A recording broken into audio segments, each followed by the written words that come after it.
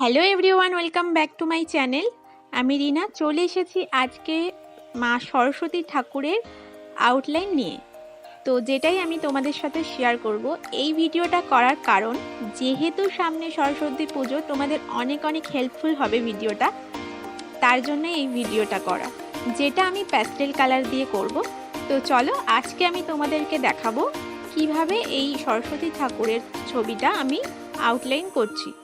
তো ভিডিওটা স্কিপ না করে তোমরা কন্টিনিউ দেখতে থাকো। আর যদি আমার ভিডিওটা তোমাদের কাছে ভালো লেগে থাকে তাহলে লাইক, কমেন্ট, শেয়ার আর চ্যানেলটিকে সাবস্ক্রাইব করে দিও। আর পাশে থাকা যে বেল আইকনটি আছে সেটিও প্রেস করে দিও।